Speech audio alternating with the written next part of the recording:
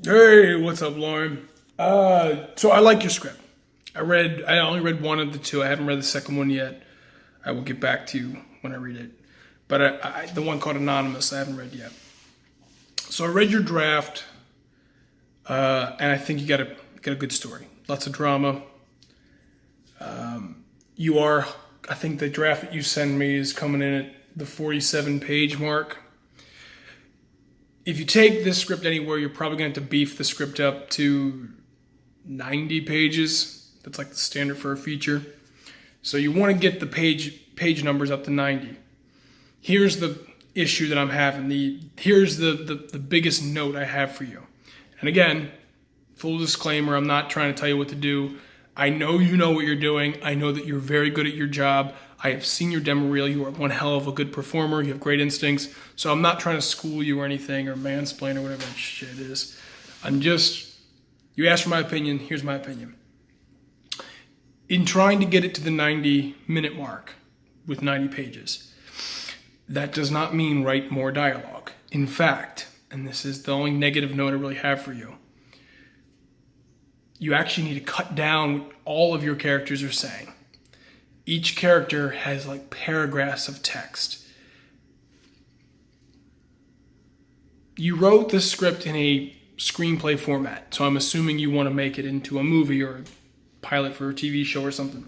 So if that's correct, if I'm correct in that assumption that you want to make it into an on-camera performance where they maintain fourth wall and do quite literally the opposite of what I'm doing right now, and I'm talking through the camera to you.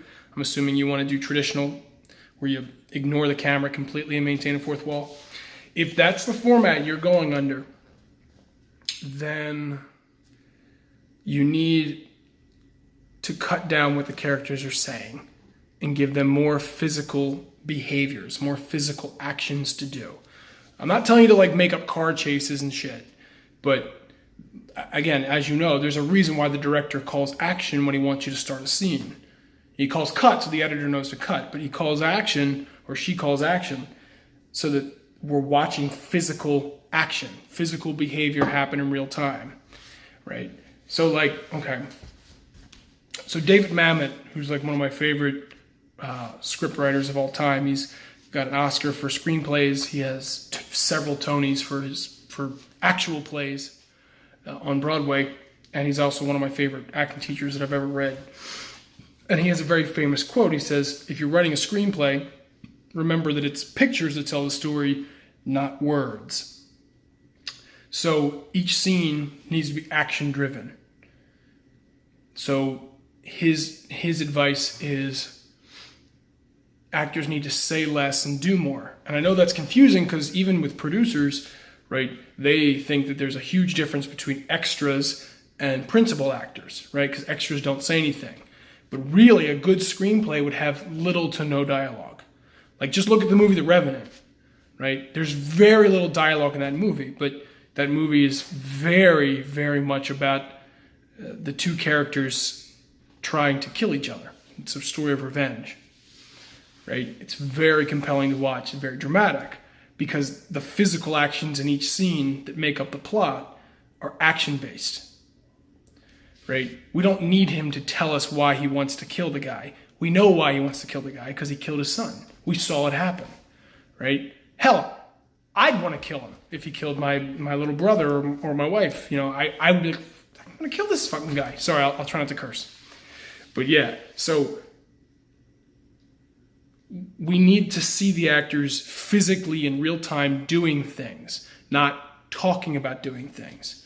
And it's okay to make your protagonist characters a little bit more flawed. I think right now, everybody who's good is really good, and everybody who's bad is really bad. Don't be afraid to make the good guy a little flawed. It's okay for our main heroine character. She can be a little flawed. It's okay. It won't make the audience hate her. If anything, they'll be expecting her to overcome this character flaw throughout the story, right? What was the story in Jaws? The story is not about a giant shark.